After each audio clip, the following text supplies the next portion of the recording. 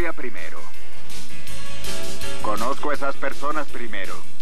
Cuando las dibujo ya han vivido. Y las dibujo como me gustaría que vivieran en estas páginas. Había trabajado mucho con Jack.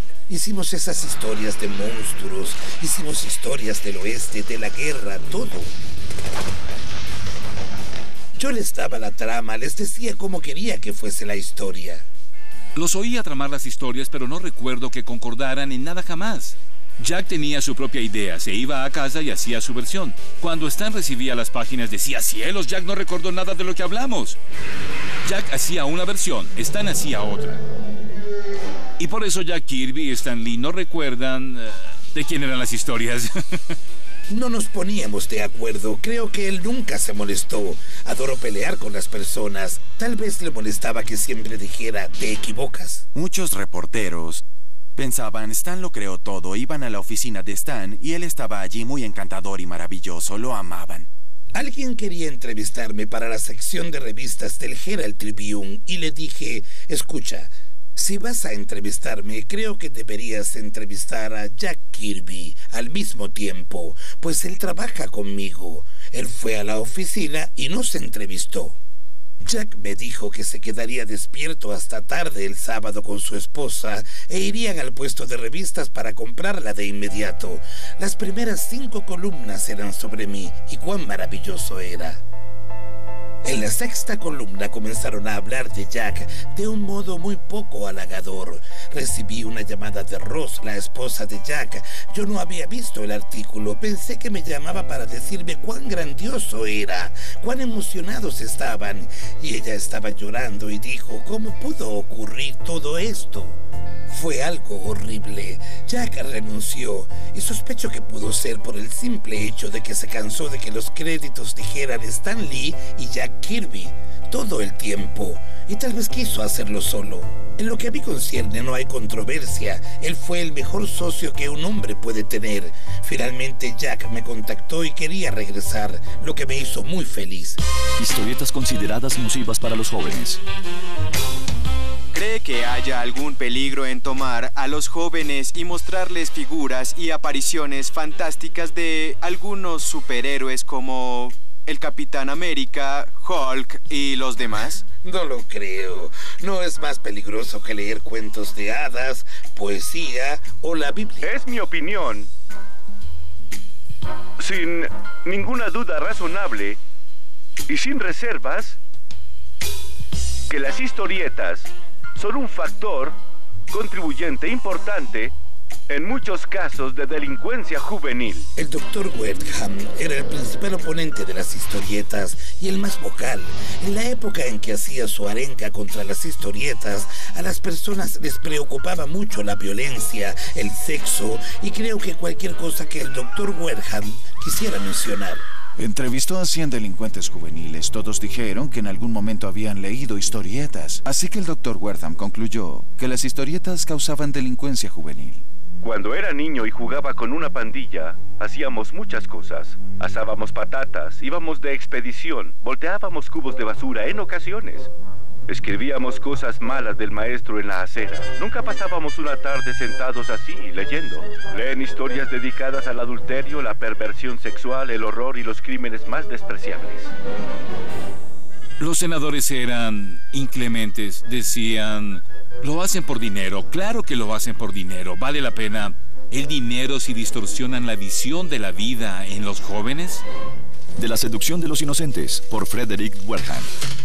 Una de mis acusaciones favoritas que hizo el Dr. Wertham era que las historietas causaban asma, pues los niños se quedaban en casa para leerlas en lugar de salir a jugar. El que fuese un psiquiatra impresionaba a los padres y pensaban, cielos, ¿qué sucede allí? El Dr. Wertham les dio a los padres una respuesta. No crean que son malos padres, son estas historietas las que arruinan a sus hijos, y las personas lo aprovecharon y lo aceptaron. Los estadounidenses se avergonzaban de las historietas. No decíamos que trabajábamos con historietas. Yo decía que era ilustrador, Stan que era escritor. No mencionábamos las historietas.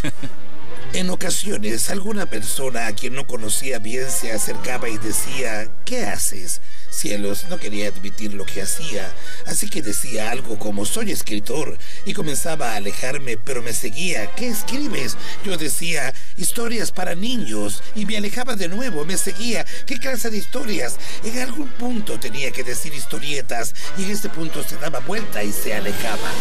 Editores de historietas reciben advertencias de la ciudad. Los editores se reunieron y contrataron a una psiquiatra, creo que se llamaba Trulock, la señora Trulock, para dirigir una organización llamada la Asociación de Revistas de Historietas de Estados Unidos. Sería un grupo de autocensura y se asegurarían de que no hubiese nada objetable para los niños, nada demasiado sexy, violento, etc. No podías vender un libro a no ser que tuviese un sello aprobado por el Código de Historietas. La imposición del Código de Historietas creó insipidez, asfixió la creatividad. Y los extremos que se integraron en el código, si los vemos hoy, son casi risibles. La justicia siempre gana. El Código de las Historietas. Ninguna historieta debe mostrar explícitamente los detalles y métodos de un crimen. Las escenas de violencia excesiva deben ser prohibidas. Las ilustraciones sugestivas son inaceptables. Hace 600 años, un hombre codificó sus conocimientos. Fue una época increíblemente frustrante. No conocía a nadie que dijera, oye, eres el sujeto que escribe Minnie la modelo. Cielos, yo la leo, es grandiosa. Nunca lo escuché. Las ventas bajaron mucho y nuestro editor, Martin Goodman, tuvo que abandonar muchas historietas. Tomó 1 o 2 años y llegamos al punto en que estábamos muertos. Y Martin dijo, Stan, iré a Miami y quiero que le digas al personal que tendremos que despedirlos. Y eso era siempre lo que yo tenía que hacer. Y fue uno de los peores momentos de mi vida, pues no eran solo artistas y escritores que trabajaban para mí. Esas personas eran mis amigos más cercanos. Conocía a sus esposas, sus hijos, y tuve que decirles, lo siento, no tenemos trabajo para ti por, no sé, tal vez 1 año o 2. Dios, fue lo peor. No conseguía trabajo en ninguna parte. Así que hallé empleo como guardia de seguridad en General Foods. En el 54 yo estaba seguro de que no trabajaría de nuevo en historietas. Nos mudamos al 260 de Park Avenue. Stan tenía una pequeña habitación y estaba solo. No tenía secretaria, ni bullpen, ni nadie que hiciera correcciones. Stan era el único empleado en las historietas. Hacer historietas era como estar en el peldaño inferior del tótem creativo, por decirlo así. Allí estaba yo, un adulto de unos 30 años, haciendo cosas de jóvenes. Muchos de mis vecinos eran corredores de bolsa, banqueros, hombres de negocios, doctores, abogados, y nunca me tomaban en serio. ¿Qué tipo de referencia era el que escribieses historietas? Así que me quedé allí, pues tenía una esposa y un bebé, una niña, no sabía dónde ir, pero finalmente estaba listo para renunciar. En 1960 o 61 lo había estado haciendo por 20 años. Le dije a mi esposa, escucha, de seguro hay algo que pueda hacer. Intentaré escribir una novela o algo. Y ella dijo, Stan, si quieres renunciar, ¿por qué no haces primero una historieta como quieras hacerla, para un público más adulto? Escríbela como quieras escribirla, descárgate. Lo peor que puede pasar es que te despidan, pero de todos modos quieres renunciar. Cuando John dijo finalmente, ¿por qué no haces una historieta como quieras hacerla?, fue como si explotase una bombilla sobre mi cabeza y dije, bien, al menos me descargaré y luego renunciaré o me despedirán. Martin me dijo, ¿por qué no haces un libro con un grupo de héroes? Así que pensé, de acuerdo, pondré un grupo de héroes, pero esta vez quiero que lo hagan a mi manera. Quería escribir cosas atractivas para las personas mayores también. Si tuviese un superpoder, de ningún modo usaría una máscara y querría que supieran quién soy. Querría decirles a todos, mírenme, puedo hacer cosas que ustedes no. Soy mejor que ustedes y aquí está mi nombre si no lo creen. Fue justo en ese momento, con el número 1 de los Cuatro Fantásticos, cuando empezó la era de las historietas de Marvel y de lo que llegó a ser Stan Lee. 1961. En ese año, John Kennedy fue electo presidente. Alan Shepard fue el primer estadounidense en el espacio. El bikini se puso de moda y Marvel Comics hizo su debut. Vi esas historietas que no se parecían a ninguna que hubiese visto. Las páginas estaban llenas de energía.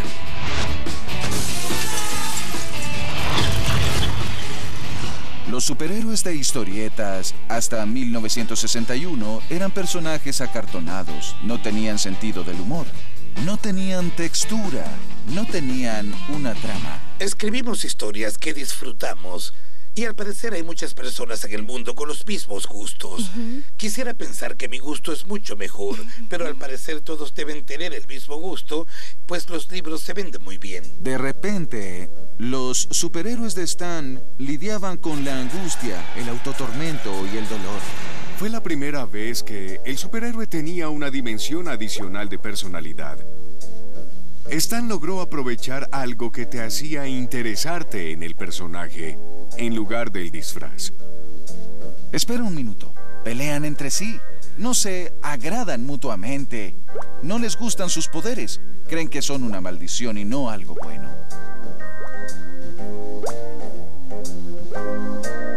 El personaje La Mole es uno de los más populares. La primera vez que usó un traje de superhéroe reaccionó como siempre pensé que debería reaccionar un personaje de historieta. En lugar de darlo por sentado, dijo, me siento como un loco en un traje así. Las personas me miran. Y entonces tenemos historias donde fueron echados de su cuartel general porque habían perdido mucho dinero en la bolsa de valores y no podían pagar la renta, cosas que nunca les habían ocurrido a los superhéroes. Otra cosa es que no veía razón alguna para que nuestros superhéroes como los Cuatro Fantásticos vivieran en ciudades como Metrópolis o Ciudad Gótica. Pensé, rayos, ¿por qué no pueden vivir en Nueva York? Conocía Nueva York, así que los puse allí. Podía escribir cómodamente sobre Nueva York. Y cuando iban al cine, ¿por qué iban al Teatro Bijou? ¿Por qué no iban al Radio City Music Hall? Y cuando la antorcha humana, Johnny Storm, que era adolescente, quiso un auto deportivo, no compró un Whizbang V8, le di un Chevy Corvette. Así que intenté hacer las cosas lo más realistas posibles, a pesar de que eran historias de fantasía.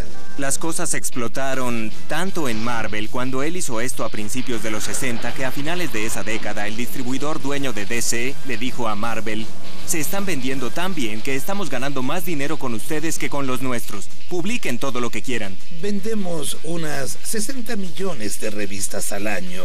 Supongo que eso serían unos 5 millones al mes. Cuando superamos a DC casi me desmayé.